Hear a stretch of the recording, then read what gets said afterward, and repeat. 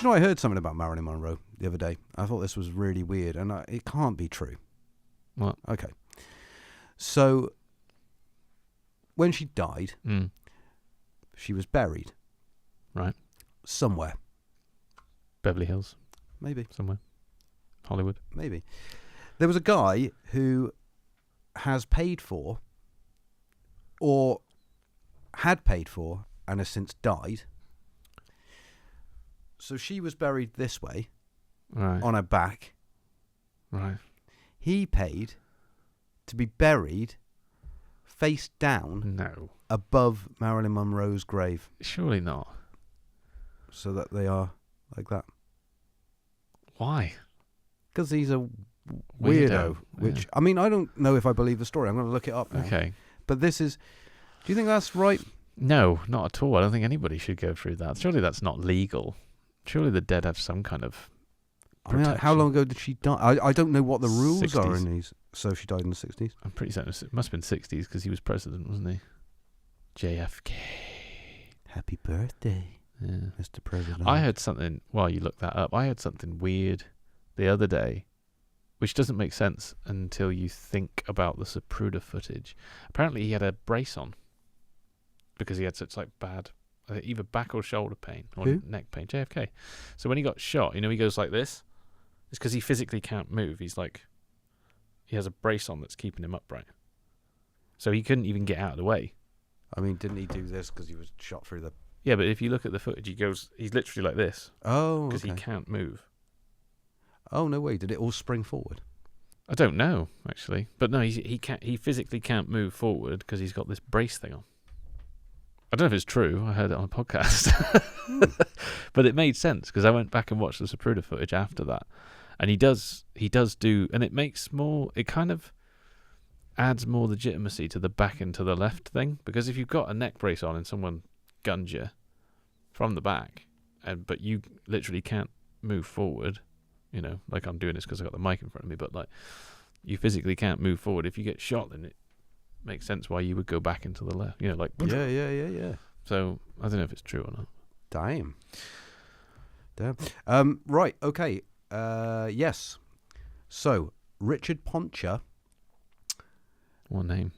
was buried face down in a crypt directly above Marilyn Monroe at Westwood Village Memorial Park in Los Angeles, fulfilling his final wish. His widow, Elsie Poncher, had to move him to an adjacent crypt after the space above Monroe's vault was sold on eBay in 2009 to pay off the mortgage on her home. Right, so his wife went through with that. Of him, like, basically mimicking that he's banging Marilyn. I mean, surely that's not ethically a thing you can do. You know, I know she was a bit of a wild girl, but surely that's not something you're legally allowed to do. I mean, morally, it's not right. No. But legally, surely you can't do something like that. I mean, it's weird, isn't it? Because it's crypts, isn't it? So it's like you can be buried, like loads of people buried on top of each other. We don't really do that over here, do we? They do it in the States quite a lot. They do it in different countries. We don't really do that. So it's weird to be buried with people that you aren't related to. Yeah, right. I think. Do you know how much the wife got after? So it was sold to an anonymous bidder. This is in 2009 when she moved him to an adjacent plot. Yeah. Yeah. $4.6 million. That's nonsense. In 2009. That's nonsense. eBay auction. That's nonsense. Why would you spend that much money to be buried on top of Marilyn Monroe? Why would you spend that much money to be buried? Well, I assume if I know it costs a lot of money. I suppose if you're dead, you can't really do much with your money, can you? So if you're worth $1 billion, but if they can just move you like they moved the previous occupant, what's the point? Oh, sorry, Marilyn Manson. No, he's not dead. No, is he? No. Yeah, weird, isn't it? That's really weird. That's one of those that's like, is that real? AI says it is. Oh, fair enough. Must AI be true. overlord. Must be true. Who would you not want to be buried next to? Or does it not matter? I'm not sure if I want to be buried. No? No. All right, who would you like to be burned in unison with? You both die on the same day. Who you go Michael down? Jordan. Ah, that's I don't know why it just came into my head. that'd be kind of cool. It That would would be kind of cool. but only if I can be wearing Jordans, and then made into one of the Jordan logo. No, I don't know. I have no idea. I don't think it's. I'm not. I used to be terrified of the thought of death.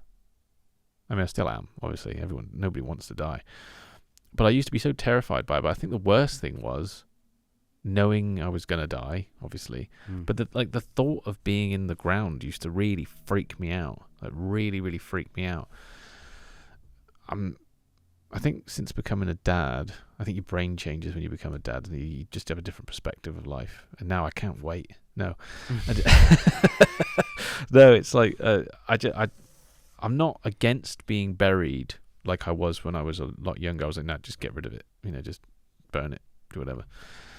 But I don't know. I don't really have any plans, and I probably should have some kind of plan because time marches on. I don't know. What about you? What do you... About death? Well, just like, who would you want to be buried with? Or would you want to be buried or... I think I'd rather be like buried with a possession rather than a person, I think. Like clinging it. Yeah. It's just mine. Yeah. What would it be though? I don't know, man. Lyrics? Something like that? Like... Maybe you could be burnt with those. Then you can know no one's going to rip you off then. Yeah, I don't think... Welcome to them. You ain't making any money. Not with AI, no. I think, I mean, if I could hold hands with Michael Stipe as we, skipped into death, that would be quite kind of cool. He's had quite a lot of. I don't want to hold hands with him. I don't want to start a relationship with a guy. Why not? Yeah, he might, he might think something else going on. I really, it's just a respect thing. I think. Yeah, he's written some of the best lyrics. I think that would be quite good. I'd like to go down with all of the band of REM actually. If they could all just die on the same day and I was there, do a Buddy Holly and go down in the plane. Yeah, that would be fantastic. Yeah. I mean, it'd be fun. That'd be brilliant. I'd love that. Yeah. I mean, do you want to know what one of the saddest lyrics is in the world? Talking of lyrics and death, it kind of blends in here. Do I guess? Yeah. Can you narrow it down at all? Yeah, it's about death. And it's by the Flaming Lips. Oh. Is it from Do You Realize? Absolutely. Oh God, I can't remember any of the lyrics off the top of my head. You're gonna have to tell me. Okay. Right. Is this your funeral song, by the way? It's not my funeral song. No. My funeral song is "Watching the Wheels" by John Lennon. I'm just sitting here watching the wheels go round and round. So, copyright strike.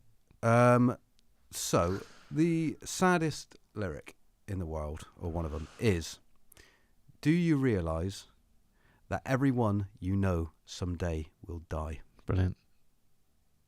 What do you think of that? I mean, it's true, isn't it? Yeah.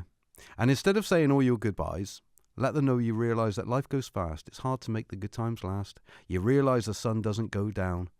It's just an illusion caused by the world spinning round. But that lyric, do you realise that everyone you know someday will die? That's literally everyone you've ever met. Yeah. Yeah. And literally anyone that's ever going to be born or has been born. Yeah. Did you also realise, which isn't part of the lyrics, that at one point in your life, you were the youngest person on earth? And you'll never get, possibly, to be the oldest. Yeah. Yeah, it's weird thought, isn't it? I mean, the one that keeps tripping me up at the minute, and because, I keep bringing them up, the young family, is that they go, oh, you'll never know the last time you'll pick your kid up. Mm-hmm. Like you'll carry him on your shoulders and stuff. And it's like, when you're younger and when you don't have kids, it's just like, yeah, so. But like, when you actually have them, you're like, yeah, one day I'm going to be old and I'm going to be annoying you because I would like you to come round and talk to me for an hour, but you've got to live your life. You know, it's weird, isn't it? It's that whole thing of that old saying of like, you either die the hero or you live long enough to see yourself become the villain. The last thing that I could bear it would be to be a burden on my kid. Mm. But in the same vein, I hope I live long enough to see, you know, what's going to happen in his life. You know what I mean? It's one of those. It's a sad thing to think like one day you will pick your kid up, and put him on your shoulders for the last time, and you're never going to know when that's going to be. I mean, you'll probably end up living to 120, and really, the reason you can't pick him up and put him on your shoulders anymore is because he's 25 stone. Yeah.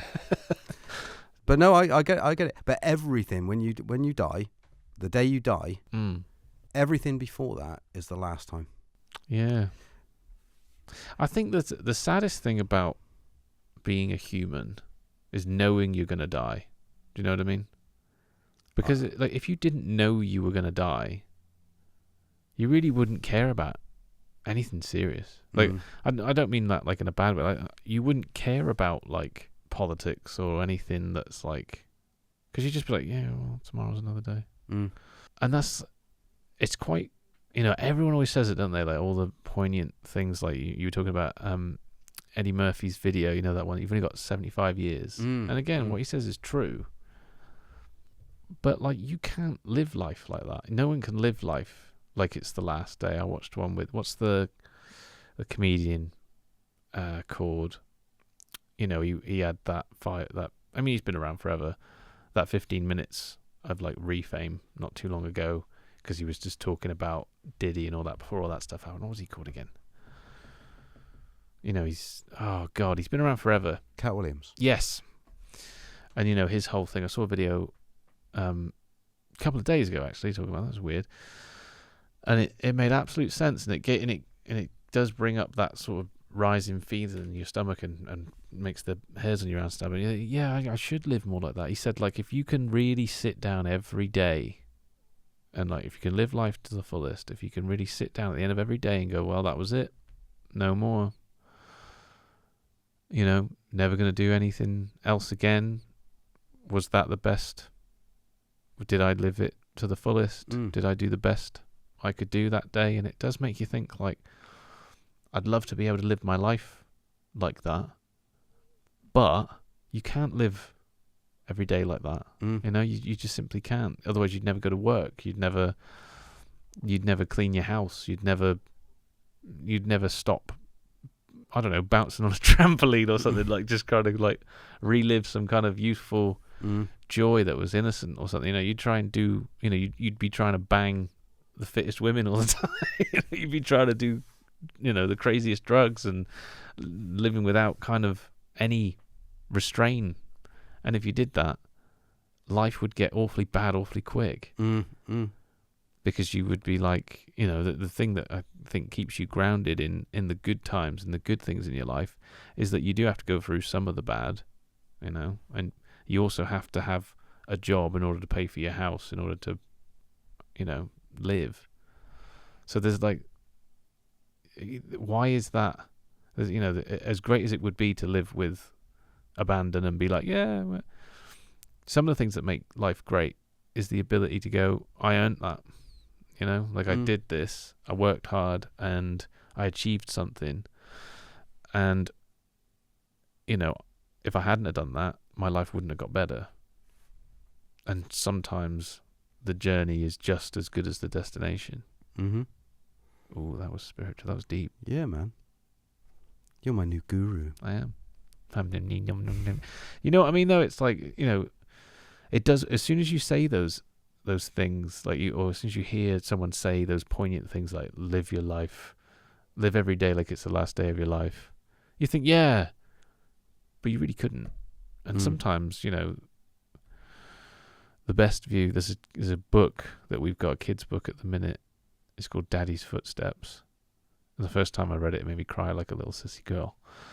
And the last line of the book is like, oh, I've learned from you, Daddy, that sometimes the best view, what is it? So the best view is only achievable through the hardest trek, and there's like a mountain, and like you could get to the top to see the amazing view, but you can't get to the top without climbing a mountain. Mm-hmm. And I've absolutely butchered that line, but it's like in that's got truth in it as well. John Lennon wrote Watching the Wheels Go Round, but he had to live his life and learn the lessons he learnt for good and for bad in order to understand the poignant message that goes into watching the wheels go round. But did he need to have that stuff happen? In order to write that song? Well, you didn't live his life, so you can't know. No, I don't know. You know what I mean? Like, he could have written it without going through all the pain of his upbringing or, his mother being horrible or whatever. But if he hadn't have lived that life, then he wouldn't have written that song, because he would have had a different perspective of life. What about Ringo and Yellow Submarine? Well, I think the same can be said. No. But yeah, no, I think... But again, you've got to write Yellow Submarine in order to write Julia. You've got to live on a yellow submarine. Exactly. In order to... Yeah. I mean, with the Eddie Murphy thing and the 75 years, it's like he says 75 winters, 75 summers, 75, so make the most of your life. Basically. Yeah. And that's kind of like, yeah, I want to live it like it's my last. That would be bloody terrible. I'd be depressed. You'd be terrified. Yeah, really scared every day. Terrified. Every day. And it wouldn't make me I wouldn't go out and do, like, more dangerous things. I'd do loads less dangerous things. Yeah.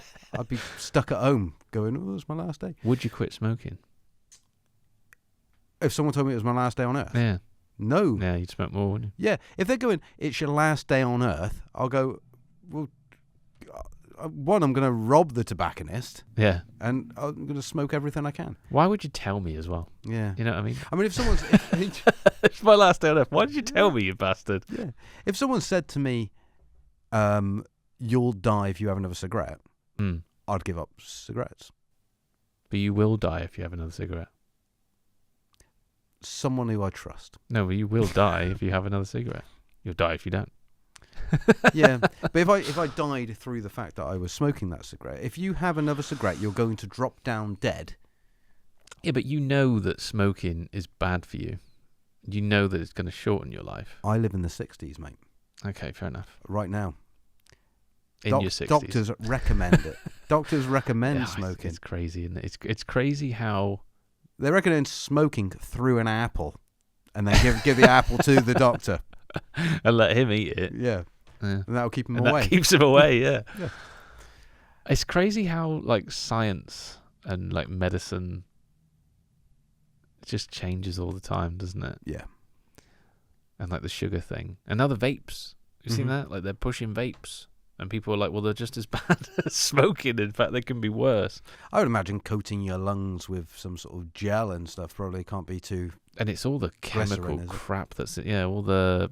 in the plastic and everything, they say that all that kind of leaks into your... Oh, microplastics. Yeah, but it's like the nicotine or whatever can, like, mess with the plastic. I saw something like that the other day, and obviously the plastic contains... like all kinds of horrible stuff as well, and the gels that you're vaping is. I mean, I vaped. I smoked for years, and I vaped for like 3 or 4 years, I think. But I vaped more in those 4 years than I think I smoked in 10. Right. I'm telling you. Yeah, well, because you sat at home. But it's 24/7. It's 24/7. You're sat there going. I did anyway. And some people can vape a lot less than I used to. I used to vape all the time, literally 24/7. I used to go through 6 vapes in like a day. I'm not even exaggerating, because especially when I was editing video, because I just literally like that. Should have had it built into your mouth. I should have. Would have just been less movement. Should have got a magic arm and just set it up, and I could have gone. Ah, that's perfect. That would have been perfect. Like one of those things that drink water, you know. But it's crazy. Like, the vape thing is so dangerous. I don't think I think one day it will be one of those things like Camel cigarettes with the camel in the cartoon smoking, and we go, wow, they push that on kids. I think it will be one of those things that, what, they told people you should vape. Yeah. What? Well, I'm doing with the smoking thing. I'm doing quite well because my little lad is my alarm for it. So he allows me 1 cigarette a day when he's with me. Jesus. So like, if he sees me rolling a cigarette, he'll say, "That's your one." No, well, it's either that or, "Have you smoked today?" And I'll be like, "You're quite right. No, I have. You're right." And then this half Rizzler, half tobacco thing goes back in the pouch and kind of put it in the cupboard. So if we're out and about and he knows that I've smoked, he'll literally say, wherever we are, he'll be like, "You've had one today. You've had one today," and that's enough for me to go, "Yeah, okay, that's it. Okay, cool." Yeah. So it's kind of good when he's with me because he keeps me at bay. Yeah, I think that's what stopped me vaping in the end, was like the thought that I don't want to be doing this in front of the kid. I don't want to be, not that, I'm not judging or anything. It's not the easiest thing to give up, smoking at all. I thought, but looking back, I think giving up smoking cigarettes was easier than giving up vaping, honestly. Because I quit cigarettes before and stupidly got back into it. I didn't need to smoke, didn't want to smoke, but I got back into smoking. So I quit twice in the end. But the first time I quit, I got back into smoking because I was like, I wonder if I could have a cigarette and it not matter. And I had one cigarette and I was like, yeah, it doesn't matter. And then it would be, I'd go around someone's house and do you want to yeah, it doesn't matter because I don't need to smoke. So yeah, I'll have one. And then that's how, I wonder if I bought a packet, how long I could keep that packet. There's just stupid shit like that in your, because obviously, I liked smoking, but I loved rolling. Yeah, it was the rolling that I was addicted to more. And I think that, I'm not recommending it to anyone, Christ, but the way I quit smoking was I rolled a load and then just put them in a packet and didn't smoke them because I just rolled because I like rolling them. Stupid way to do it. I think it's because my stupid ADHD or whatever brain was just like, no, I'm just going to do this. And I'm not. And it's like therapy almost. Like, I'm not going to smoke them. I'm just going to roll them. And I didn't smoke them. It's the opposite to me. See, if I pre-roll and put them in the packet because I think, I'll be out and about and stuff like that, it'd be like, oh, I've got another one in there. Great. Yeah. So mine works in a completely different way. But I think I was like that, but I think I'd made the conscious decision that I was going to quit. So it kind of helped me in some ridiculous way. And like I say, I wouldn't recommend it to anyone because then you've got like 100 pre-rolled, because I used to roll my own, obviously. You'd have like 300 pre-rolled cigarettes that you got to then carry around with it.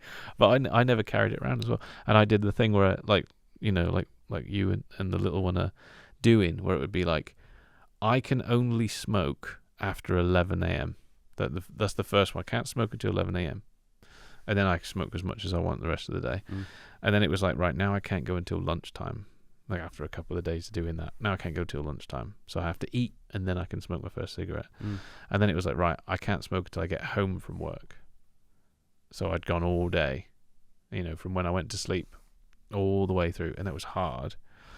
But by the sort of third day of going, well, I can't smoke until I get home, third day of that, I was like, I might have one before I go to bed, and then I would smoke it. I'd be like, it's not great. And then like a couple of days after that, I was like, I'll see if I can get 24 hours without smoking.